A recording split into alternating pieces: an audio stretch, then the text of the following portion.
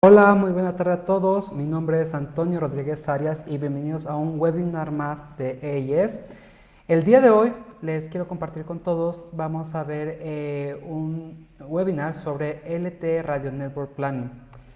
En este curso lo que vamos a buscar en general es conocer cuáles son las prácticas o en realidad las best practices para el diseño de una red de LTE, así como los key points que debemos de trabajar, pero no solo ello. No es un universo que se debe considerar, pero sí debemos de ser conscientes de varios factores que a veces omitimos y son la importancia de un buen diseño, una buena planeación de una red de 4G LTE. Entonces, les repito, mi nombre es Antonio Rodríguez Arias y bienvenidos a un webinar más de AES. Entonces, vamos a la presentación. Bueno, vamos a hablar de forma general en la cuestión de la introducción y roadmaps que se van a utilizar para lograr el objetivo que queremos con respecto a quién, a una planeación de nuestra red de LTE. Esta parte no es únicamente sobre los cálculos que se va a hacer en la interfaz aérea, sino también parte de la capacidad y cuestiones que incluso día a día se deben de considerar.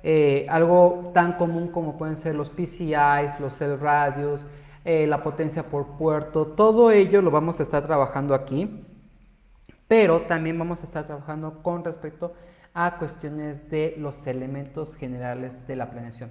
Entonces, el módulo tal cual vamos a tener una lista de todos los elementos que vamos a conocer y los elementos generales, ¿no? Entonces, vamos a hablar un roadmap sencillo acerca de cómo comienza la parte de 4G, cuáles son los key points básicos.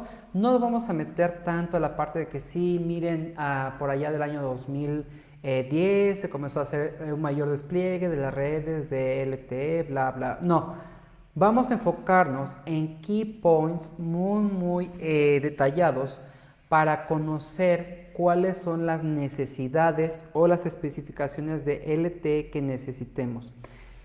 Después vamos a conocer aparte la interfaz con respecto al core, es decir, un end-to-end, porque también, por ejemplo, una de la planeación también importante que luego se llega a omitir son los tags, los Tracking Area Code. Sin esa información va a ser más complejo cómo estar trabajando, cómo estarse analizando si tenemos problemas de sobrecupo, de problemas de handovers derivados a que se envía distinta información por distintos canales de la red. También tenemos que ver de ello. Luego viene la parte de LTE Air Interface. Esta parte va a ser para remarcar todos los conocimientos anteriores de la parte de la interfaz de radio, pero enfocado a lo que vamos a necesitar en este curso. Es decir, más allá de que sí, ¿cuántos PRBs puedo tener yo en 20 MHz de ancho de banda? Tengo 100. No. También, ¿qué hay? Por ejemplo, ¿cuánto es el valor mínimo que se puede asignar a un usuario en Resource Block? Bueno, les comento, bueno, aquí primero vamos a ver quién ya se conectó. Hola, buena tarde a todos. Y bueno, continuando con el curso, por favor, cualquier pregunta, háganmela saber, estoy pendiente de nuestro chat. Entonces, la cantidad mínima de recursos que se le puede asignar a un usuario en downlink por TTI son 2, porque un PRB dura 0.5 milisegundos, mientras que un TTI dura 1 milisegundo. Entonces, ya sabiendo esos conceptos generales, es como vamos a ir entendiendo un poco más acerca de la interfaz aérea, pero ya enfocado a las necesidades de este curso. Luego vamos a hablar del Air Interface Overheads, el RRM Overview, locución general. Luego aquí viene el primer punto, dimensionamiento de la cobertura. El dimensionamiento de la cobertura, y aclaro para todos, bueno, la mayoría de los que nos ven el día de hoy tienen conocimientos ya de LTE, pero cada frecuencia tiene su naturaleza de cobertura, de velocidad y de capacidad. Las frecuencias bajas son para cobertura, no generan ni velocidad ni capacidad, aseguran el servicio. Las frecuencias altas o muy altas, lo que nos va a dar es capacidad, más no calidad, es capacidad masiva, ya que estas no manejan una gran movilidad, por lo tanto un despliegue masivo de frecuencias mayores de 2.5, nos va a generar un mayor consumo en zonas donde no se requieran. Y por último, las frecuencias medias, las que ya hemos estado usando en los últimos 10 años con LTE, que es PCS, AWS, incluyendo la extensión de AWS, que sería la banda 66. Pero bueno, viene la parte de capacidad. La capacidad no nace únicamente de los PRBs. Hay muchos ingenieros. Bueno, antes de continuar con ese, vamos a ver si hay alguna pregunta. ¿No? Ok, súper. Entonces, hay muchos ingenieros que todo lo quieren analizar en base a los PRBs, a los Physical Resource Block. Y lo que ellos dicen es, si tengo el 80% de PRBs, aún puedo colocar 20 PRBs. ¿Qué creen? Recuerden que los PRBs se separan en una cantidad de PRBs para lo que es control y señalización, que son los canales de PDCCH, PHITch, PFITch, toda la parte de señalización, toda la parte del PSS, SS, Broadcast Control Channel, todo eso se reserva, son canales que no se pueden tocar, más los canales de TX, donde son los identificadores de las antenas. Entonces, cuando nosotros vemos un 80% de uso de PRBs, no quiere decir que yo pueda colocar más usuarios, puede ser que incluso no esté consumiendo muchos canales de control y señalización. Entonces, ¿es mi indicativo absoluto de capacidad son los PRBs? No. ¿Quién me podría coadyuvar en estas tareas? Van a ser tanto los usuarios RRC Connected, ya que en modo idle lo único que me consume es señalización y control. Yo lo que necesito es cuántos activos me van a estar consumiendo.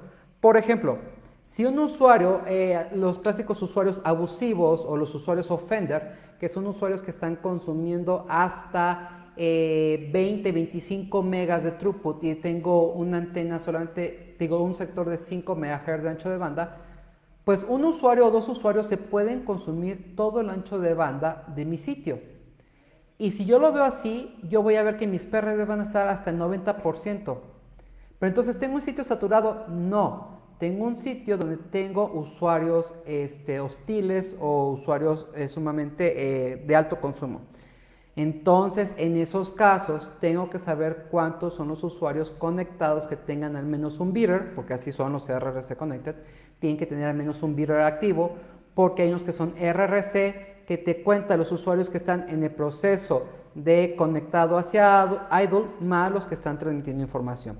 Bueno, entonces, además requiero otros contadores adicionales para entonces decidir que efectivamente tengo un problema de capacidad.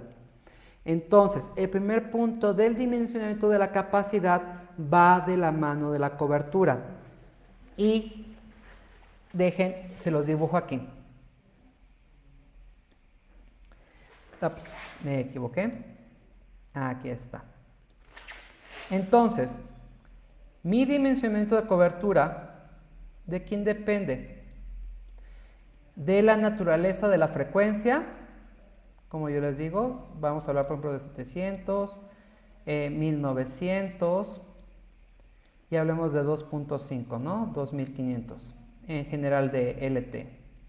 Podemos hablar también de 600, de 1700, 2100 que es AWS, podemos hablar de 2.5 tanto en FDD o TDD, o podemos incluso hablar hasta de 3.5 en LT, pero bueno. Ahorita nos vamos a enfocar en este como ejemplo. Entonces, la naturaleza de las frecuencias me va a decir que 700 va a llegar fácilmente a unos 5 kilómetros. 1900 me va a llegar bien a los 2 kilómetros. Vamos a poner aquí 5 kilómetros. Aquí vamos a poner 2 kilómetros. Llegar bien es que yo pueda seguir modulando en QAM. Modular mal quiere decir que comience ya a tener una transición hacia quién? Hacia mis canales de QPSK. Entonces, ¿y por qué es malo QPSK? No es que sea malo. Yo voy a continuar con mi servicio. Lo que es malo es que los servicios priorizados me van a comenzar a fallar. Y por último, 2.5, 2500, voy a tener una cobertura más o menos de 1.5 kilómetros. Pero usted me va a decir, oye, es que yo tengo distinto radio. Ok, el primer punto es conocer la cobertura en free space, es decir, sin problemas de impedimentos, acceso, no, nada más se le agrega la ganancia del emisor, de la antena que está transmitiendo, más la de recepción y punto. Pero esta es parte de la naturaleza. Aunado a ello, tenemos que conocer entonces quién va a ser mi radio, mi RRU.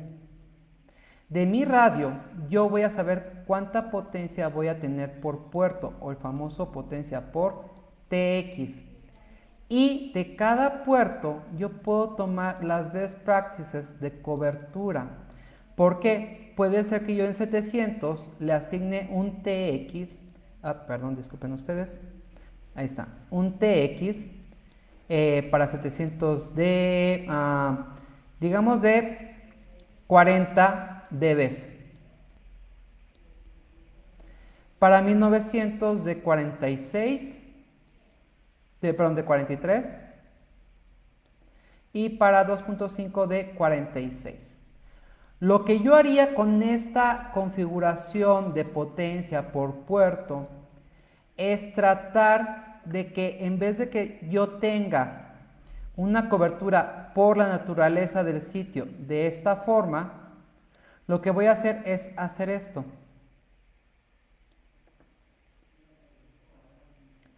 Voy a reducir la potencia para la naturaleza de las frecuencias, es decir, voy a ajustar la cobertura principalmente de apoyo hacia 2.5.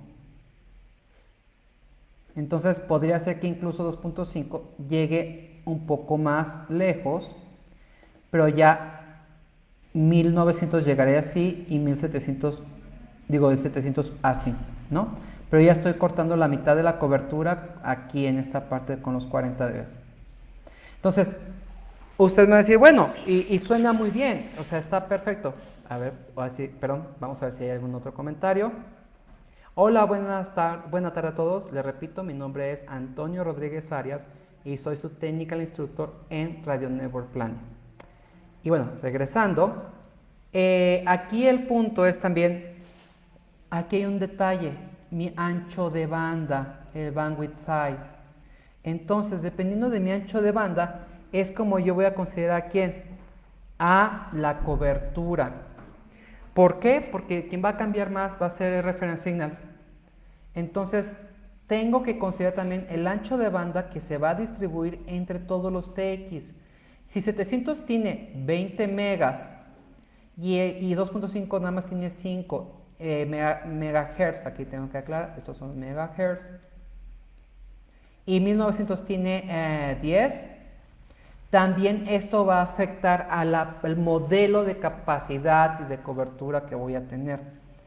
Entonces, todos estos detalles no nacen porque yo les estoy diciendo ahorita, sí, ustedes créanme. No, no, no. Aquí en AES nos dedicamos a mostrar todo esto con fórmulas tal cual de 3GPP y en base a experiencia con proyectos. Entonces, no es cuestión de que, sí, vamos a comenzar algo de cero. No, así no es. Aquí trabajamos con evidencias, con mercados y con prácticas. Ahora, después de todo ello, también la parte de capacidad. Sabemos que con 5 MHz de ancho de banda, yo voy a tener máximo 25 PRBs. Pero esos 25 PRBs, recordemos que yo tengo que hacer una depreciación de ¿qué? De control y señalización. Y de eso también yo tengo que hacer una depreciación dependiendo cuántas unidades de MIMO voy a tener, porque no por tener MIMO quiere decir que solamente voy a estar agregando y agregando cobertura. Digo, capacidad, no, también va a cambiar mi capacidad con respecto a la cantidad de MIMO. Pero ¿quién es el que gobierna siempre? Los PRBs, porque todos los resource blocks que nacen de las antenas que no son la primaria se llaman Virtual Resource Block, ya que estos no van a manejar la transmisión de la señal de PCI y tampoco la señal de Broadcast Channel, solamente es parte del acumulativo de payload. Entonces, esto es parte del overall que vamos a estar trabajando aquí en este curso de AES. Pero también tengo otra parte de Initial Parameters Planning. cuáles son esos parámetros que yo requiero de forma inicial para mi cobertura. Uno de ellos es, por ejemplo, la altura de mi torre. Si yo no tengo la altura de mi torre, pues no puedo generar las mejores prácticas de cobertura de trabajo de los elementos que yo necesito. Entonces voy a comenzar a tener problemas. Y no son coberturas lineales. Tengo que comenzar a pensar muy seriamente con respecto a cómo sería este trabajo, cómo yo tendría que estar colaborando en coberturas, en la expansión de la señal. Todo eso nace de estos parámetros porque no son líneas rectas. Y recuerden, una cobertura de radio va decayendo. ¿Por qué? Porque por la misma naturaleza, estos tienen los famosos puntos touchdown, ese punto hasta donde va a llegar la señal. Entonces, es por ello importante conocer qué tanto más vamos a estar trabajando. Y bueno, para continuar aquí, se me olvidó esta parte. Esta, ahí está. Wow, sí que tengo varios. A ver quién está por ahí. No, vamos bien, excelente. Entonces, permítame esta parte. Hablemos algo de la introducción de del proceso de planeación. Primero, como les comenté, el paso más básico y más esencial es el maximum path loss, la pérdida máxima que se va a tener por la naturaleza de la frecuencia. Solo estamos involucrando la naturaleza de la frecuencia. Entonces sabemos que las frecuencias bajas como 700, 850 o 600 también son frecuencias que tienen muy poco path loss, por lo tanto, o muy pocas pérdidas también de penetración. Pero su contra es que son frecuencias lentas en cuestión de velocidad. Entonces todos esos son los parámetros donde ¿quién tiene que entrar también? Tiene que entrar las características del usuario que voy a atender, los parámetros de los equipos, los parámetros generales, ya sea digamos de altura, si es urbano, suburbano, y los parámetros generales de propagación de radio. Luego, considerando todo el maximum path loss, yo voy a tener algo que se llama un cell range. Por lo tanto, ya puedo tener una idea de un radio propagation prediction. Teniendo eso, por ejemplo, si yo sé que de mi radio base, va a tener una cobertura máxima eficiente de, digamos, de 3.5 kilómetros. Digamos que hasta allí es donde va a llegar mi señal y casi solamente de señalización. Parte de la fórmula para poder conocer dónde voy a colocar o la distancia que debe estar el siguiente usuario es 1.5 por el radio. El radio es la distancia máxima de cobertura de este sector. Entonces, mi próximo sitio debería de estar a una distancia de 3.5 por 1.5. Sería la distancia de sitio a sitio es igual a 5.25 kilómetros. Ejemplo. Entonces, esta es la parte. Esto es lo que complementa aquí al site-to-site distance, que es ya el complemento del Radio Network Configuration. Entonces, no es algo complejo, no es algo que sea el fin del mundo o que esté mal. Es simplemente que tenemos que analizar cuáles son las necesidades y la naturaleza de nuestra señal. Es muy difícil cómo bajar o cómo colaborar con esa parte del espectro, pero no es imposible. Y lo que también es un problema que luego siempre omitimos es la naturaleza del path loss interno.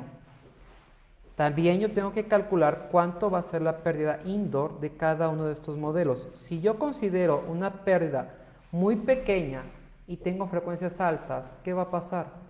Voy a tener unos grandes huecos de cobertura. Si considero frecuencias bajas con una gran cantidad de pérdidas de parte de path loss, ahora mi problema va a ser que voy a tener muchos problemas de overshooter. Entonces, es cuestión de saber conocer a la frecuencia a la cual vamos a trabajar. Y bueno, el proceso general, digamos de tipo overview, podemos utilizar cualquier herramienta para el dimensionamiento en la cantidad de sitios, dependiendo de la capacidad que queremos cubrir y obviamente de la cobertura que se va a tener. En ello, las herramientas generales de planeación puede ser Atoll, la parte de Nerac Planner o Mentum Planner. Muchas compañías ya están utilizando principalmente Atoll, sobre todo ahorita con el perfil de 5G también. Y junto con ello comienza la parte para detallar ciertas zonas, porque recuerden que el siguiente paso en el diseño es la planeación sobre planeación en Atoll en 2.5 dimensiones, es decir, comenzó a considerar los objetivos como edificios. Y así tengo un mejor referente de pérdidas y cobertura. Entonces, siguiendo los mismos procedimientos, tengo la parte de pre-planning, donde comienzo, mi objetivo final es obtener dimensionamiento. Luego un detailed planning, donde comienza el model tunnel, el site selection, en caso que yo tenga que cambiar de ubicación mis sitios. La parte de cobertura y capacidad, que no es algo fuera de este mundo, es algo sumamente que se puede obtener de forma directa. La planeación de la configuración y los parámetros de planeación. Por último viene la parte de optimización. En optimización inicia siempre como, bueno, se le suele llamar turnkey o pre-launch, que es la primera optimización de cuando un sitio se enciende y aún no hay clientes. Luego, una vez que comienza a ver los primeros clientes o las primeras personas que comienzan ya a conectarse, se realiza la parte de post-launch, que ya es una optimización más dirigida a la calidad de los usuarios. Es decir, ya a lo que nos está reportando como KPIs. ¿Por qué? Porque incluso en la parte de pre-launch yo no tengo KPIs de uso comercial. Toda mi información van a ser ¿de quién? De los drive tests.